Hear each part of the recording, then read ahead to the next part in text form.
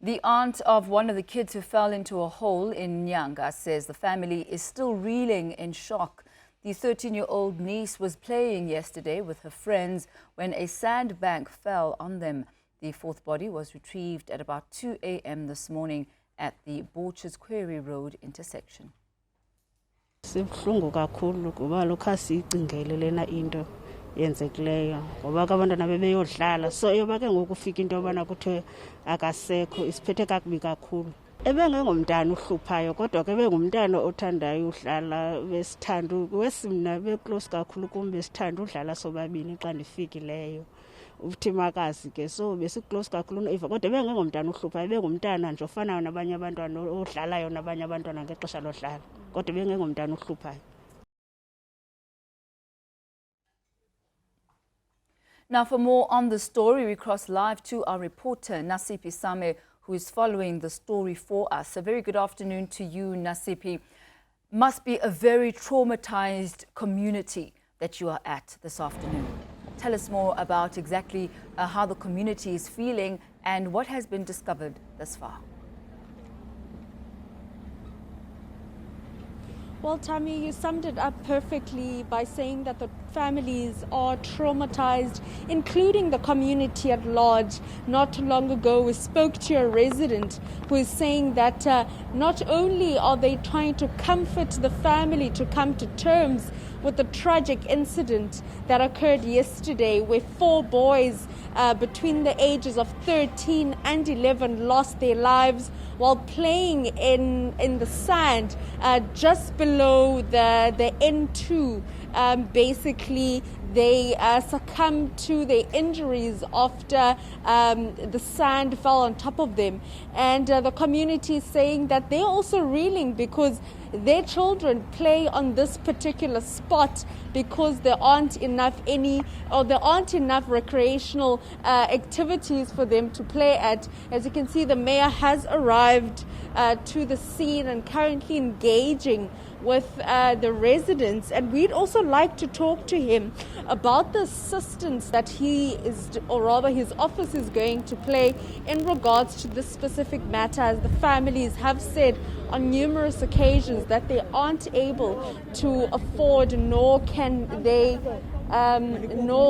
bury their loved ones. At this very moment, the families have gone to the Salt River mortuary to identify the bodies. But I am joined now by the Executive Mayor of the City of Cape Town, Mr. Dan Plateau, to talk to us. The City of Cape Town, what is it going to do to assist these families?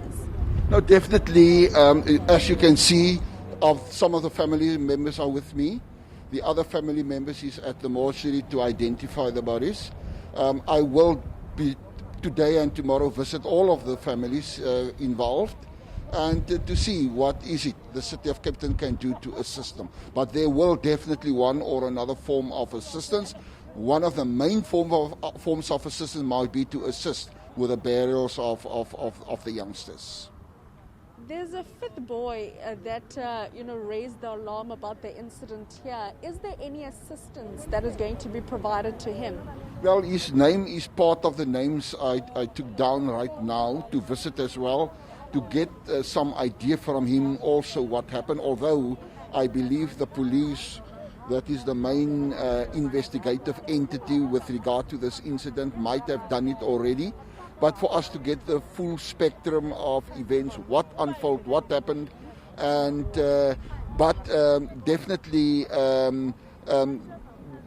what you also see now, workers of the municipality is here, they're on scene. For us to fill up the hole, we need to get a plan in place to make sure no one dig holes underneath any one of our highways. If you're looking at that side from where the boys have died, there's a major attempt, another attempt to dig out holes underneath the N2. We need to stop that. We need to give that message to the public out there. It might happen again if people don't want to listen. Mayor, this specific spot where we're standing, a lot of children play here, and the community has cited that the reason for that is because there aren't any there isn't enough recreational places for the children to play.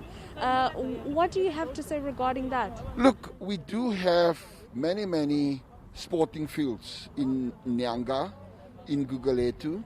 The problem is it's very difficult for the city to build macro sporting fields for each and every street. We know people in the townships love their soccer, and something we need to look into.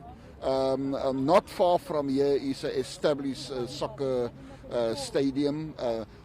Down the police station, there's another one. But in between, in the communities, the parks, what the parks look like, that is something we will have to look into. But it is very difficult to find a piece of land for the far too many sporting codes that is operating in this area. Notwithstanding the fact that we do have sporting facilities, beautiful facilities that is already established and structured in the broader Nyanga area. Following this tragic incident, will a fence go up along the N2 to prevent people from taking and digging up along the N2? Look, that is a possibility. There's many other possibilities, but we need to allow our engineers, we need to allow our learned officials to come down, to investigate, to look, so that we can prevent a reoccurrence of what happened yesterday.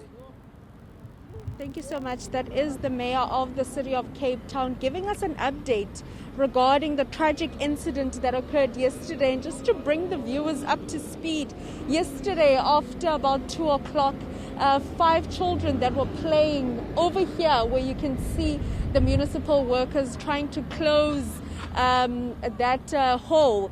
There were about 5 children playing, as I mentioned, between the ages of 13 and 11. And as you can see, many people that are living not too far from here, they dig the sand or they use the sand when they are building inside their homes. And basically what happened is that they fell into the sinkhole, and the 5th child then raised the alarm just after 2 o'clock that his friends were buried in the sand just under the N2 bridge, just on top of the hole there. As you can see, it is the N2, and basically the families are saying that they are distraught. Some of the family members inconsolable to a point where they can't even speak. 4 children losing their lives, and families are saying that they have not prepared for a situation like this where all 4 of their children succumbed to such a tragic incident. Nasiphi, and it's palpable the extent of the trauma. You were talking and starting to talk about the origin of that sinkhole. Tell us more about it, exactly how it was formed, who formed it, and why it was actually there in the first place. Okay, Tammy, so when I explain this to you, I'll just show you the community of Vukuzenzele just across the road from where we're currently standing. As you can see, it is an informal settlement. Many people who cannot afford to be backyard dwellers or afford formal structures, so they live here, and they use the sand to build their homes and ensure that should a flood occur, their houses aren't swept away by the floods. And this informal settlement, which falls under Nyanga, barricades the N2, leading onto the N2, and further down, I'm not sure if you'll be able to see, there are kids that are playing there. So along the N2 and including where we are, this is where the children of this community play. And so basically this sinkhole that occurred here, I'm sure the children weren't aware that an incident like this could happen. And the one that did raise the alarm is still traumatized, according to the family members who are saying that, after the incident, police questioned the little boy as to what exactly happened. And we do know that the rescue operation started just after 3 o'clock and concluded in the wee hours of this morning, where the fourth body of Eva was taken out by the rescue team members. And ultimately thereafter, the road between the Botchers Quarry and the R300 was closed for some time to ensure that the rescue team is completely done with their rescue mission. And also, as we heard from the mayor, that their engineers and those working in the municipality survey this specific landfall, or sand hole rather, taking into account that it is right below the N2, to see whether or not it is safe for cars to travel. However, the community members are also bringing to the table the issue of land and the issue of recreational land for children to play, which ultimately then pushes them to this road or this specific spot where we're standing, or to play along the national route. Nasiphi, thank you very much for updating us on that very, very tragic occurrence out in Nyanga, outside Nyanga Township in Cape Town. And we'll be touching base and keeping abreast with Nasiphi as the afternoon progresses.